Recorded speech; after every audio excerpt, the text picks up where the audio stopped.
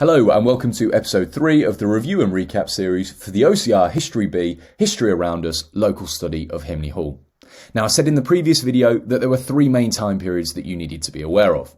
We covered prior to 1740 in the previous video, and in this video we're going to look at the time period 1740 to 1850. Now I've put a note on the screen, and that note says that this time period, 1740 to 1850, is a period of very significant change. There are lots of physical changes to the site because the site passes through several different owners. To make matters confusing, lots of these owners have very similar names because they're part of the same Ward family. However, the reasons and the impetus behind those changes are different for each particular person that owns it. You need to be very careful not to confuse different owners with different changes. So, it's best to see the 1740 to the 1850 period as a series of mini time periods within the larger time period itself. You can see at the top that I've got that main timeline that's running throughout each of the videos. Underneath, you can see that I've zoomed in on this second time period. And the first person that we're going to look at owns Himley Hall between 1740 and 1774. You can also see that in the middle I've put the mind map with physical features, people and purpose in different colours. To try and make these really clear and separate, I've tried to use different colour arrows. I suggest that if you're making notes, you use different colour highlighters or coloured pens to separate the physical features, the people and the purpose for each of these different owners. As mentioned in the previous video, at the end of the English Civil War, Himley Manor becomes the main place of residence for the Lord Wards due to the damage of Dudley Castle. So by the time we get to 1740, the Lord Wards have been living there for about 100 years. In 1740, at the start of this time period, we get a man called John Ward, who is the 6th Lord Ward who inherits the estates. More importantly, John Ward becomes a Member of Parliament. We know from our studies of crime and punishment and Elizabethan England that only the landed gentry could become Members of Parliament, so he is a very powerful and influential man in the area. So, because of this newfound power, he decides that the old fortified manor with the moat, the drawbridge and the turret isn't good enough for him anymore.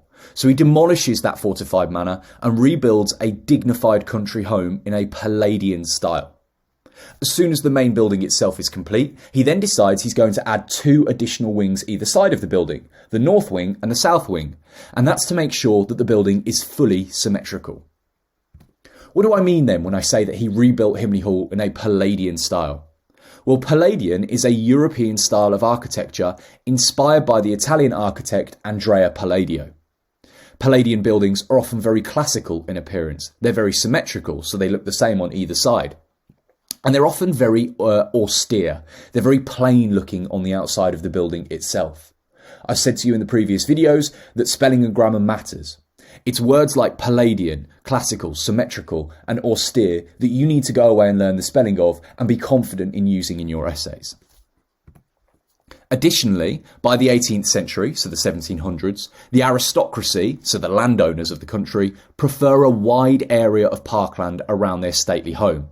So, John Ward, the 6th Lord Ward, decides he's going to relocate the entirety of Himley Village and church, and it's now in its present site in 1764. Why is there so much change then under the ownership of one man in 34 years?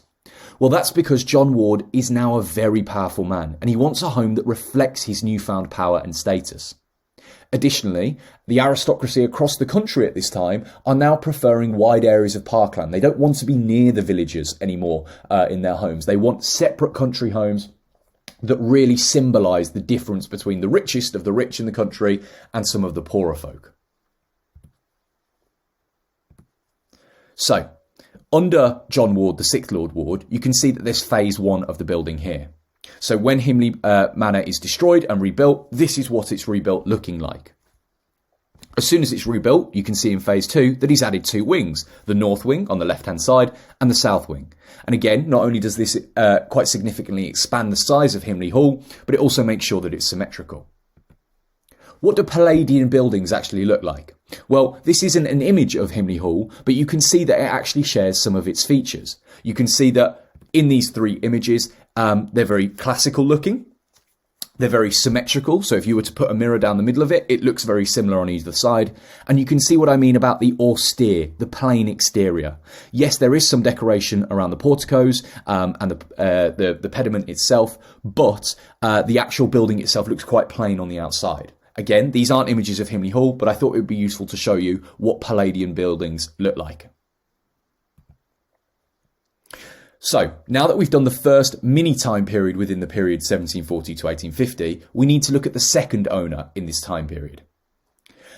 In 1774, when John Ward, the 6th Lord Ward, dies, he's succeeded by his son, also called John Ward, who's the 7th Lord Ward. I told you it was going to get confusing because lots of them have similar names. He wants to continue developing the estate. So, he decides to bring in the leading landscape designer known as Lancelot Capability Brown. He's called Capability Brown because he's believed to be able to do anything when it comes to landscape designs. Be really careful, a landscape designer is not the same as an architect. An architect designs buildings, a landscape designer designs the gardens of an estate. What does Lancelot Capability Brown decide to do? Well, he installs something called the Great Lake, a feature that's still there today. He installs a new carriage approach up to the hall, which is a long winding road off of the Dudley Road, and it's designed to make visitors really sort of in awe and impressed by the long winding road as they lead up to it. And he also decides to plant scattered clumps of oak trees around the outside of the hall. The reason that he picks oak is because oak takes a long time to grow, and it is supposed to live for hundreds of years. And this was supposed to be reflective of the fact that the Ward family have been powerful for hundreds of years and will continue to be so. Why does John Ward, the 7th Lord Ward, decide to make such drastic changes to the estate? Well, because his father had made big changes to the hall itself, he now wants to make sure that the entire estate, the parkland around it, also reflect the status and prestige of the Ward family. He wants people to know how wealthy the Wards are in the local area. Here is a source that we believe is a drawing of after John Ward, the 7th Lord Ward, has brought in Lancelot Capability Brown. And you can see some of the features that I've just mentioned. You can see the Great Lake at the front with the swans and the boat that's being used. And you can see that there are now scattered clumps of oak trees surrounding the estate itself.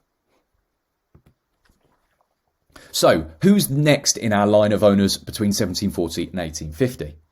Well, when John Ward, the 7th Lord Ward, dies, he doesn't have an heir. He doesn't have a son to immediately pass it on to.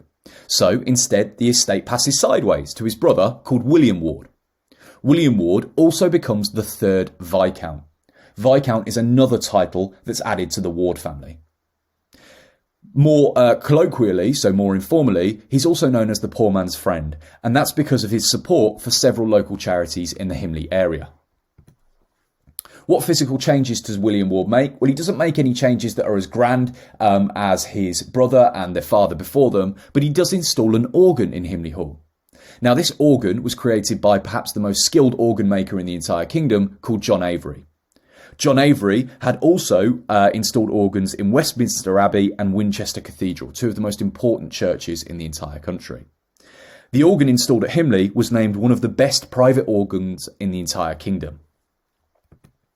Why does William Ward decide to do this? Well, he's known for his love of port, which is alcohol, and fiddling, which is the type of music. He's a music lover, and he wants his home to reflect that.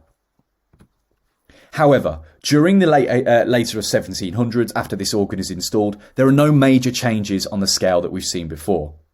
The only real changes that occur are due to the people that owned it. The site continued to change hands between members of the aristocracy, but there were family arguments over timber and land, stopping any further major developments to the physical features.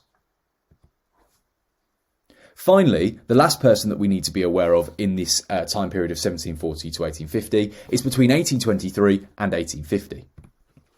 In 1823, the new owner of the hall is John William Ward. Told you it was getting confusing. We've had John Ward the 6th, John Ward the 7th, William Ward, and now we've got John William Ward.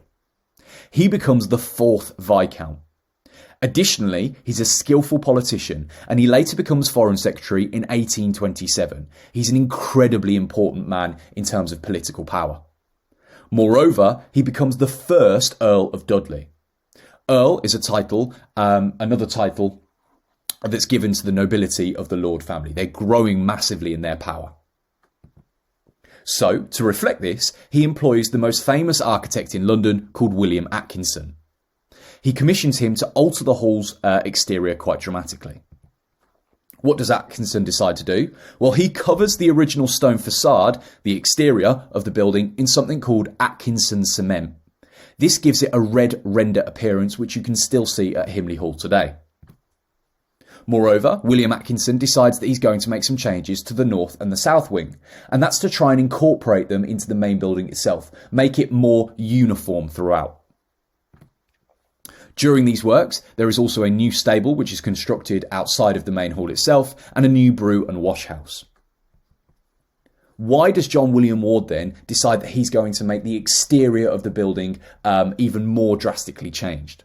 Well, as I've mentioned already, John William Ward is an elite member of the aristocracy. He's Foreign Secretary, one of the most powerful people in the country. So he decides that he's going to add a sense of grandeur to what he believes is an unfashionable building.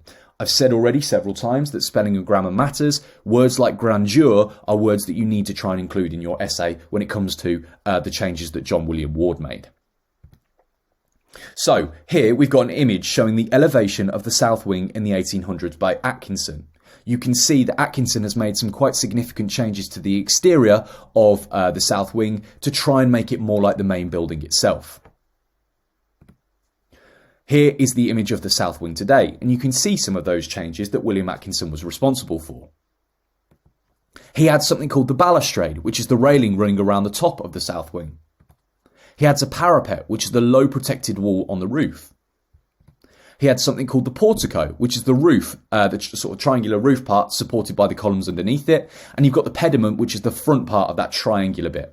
It gives it a classical look. Just like those images that I showed you of Palladian buildings before, pediments were quite a staple feature. You've got sash windows, which are typical for Georgian designs of manor houses at the time. Around the outside of the sash windows, you have something called an architrave, which is the decorative surround. And finally, you've got something called Doric pilasters. These are the large pillars, the large columns that support the portico. They add a sense of grandeur to the building. Now, these, again, are some of the words that you are going to need to learn off by heart. I strongly suggest you make some flashcards of the different features that Atkinson adds onto the wings and test yourself on them until you feel confident using this quite specialist terminology. We've come to the end of the 1740s to the 1850s period. Just to repeat, you've got to be very careful not to confuse the physical features made by one man with another. So, for example, you wouldn't say that John William Ward employed Lancelot Capability Brown. You need to know which man does what to the building. To help you with that, I've come up with 10 quiz questions on the left-hand side. I'd like you to pause the video here, have a go at the 10 quiz questions, and then when you're ready, unpause the video and we'll go over the answers together. Okay, let's talk through the answers. So, question number 1, what do I mean when I say a Palladian style? Palladian style is a style of architecture inspired by Andrea Palladio. It's classical, it's symmetrical, and it's austere on the exterior. Who did John Ward, the 7th Lord Ward, hire as a landscape designer? That's a man called Capability Brown. What did William Ward install at the Hall? An organ, known as the best in the kingdom by John Avery. John William Ward gained the powerful position of Foreign Secretary in 1827. The London architect he employed was a man called William Atkinson. 3 features that Atkinson added were the cement, which is the red render appearance, and then any of the parapet, the portico, the pediment, the sash windows, the architrave, the Doric pilaster, and the balustrade. Be careful, those are to the south wing only. What's the main purpose of the Hall from 1740 to 1850? Well, it's still a place of residence. It's a home for the wards. However, each has a separate reason for adding the physical features that they do. They want to add a sense of grandeur. They want the building to reflect their growing wealth and status and the various jobs that each man has. What external features were added by the landscape designer? We've got scattered clumps of oak trees, the new carriage approach designed to impress people as they came up to Himley Hall, and the Great Lake. What did the aristocracy prefer? Well, in the 1700s, the 18th century, they prefer a wide area of parkland, which is why Himley Village is relocated. What is grandeur? It's splendour, impressiveness, especially in terms of appearance and style. It's meant to make people feel a sense of awe as they come up to the building. If you got any of those questions wrong, I strongly suggest you have another go at them until you feel confident.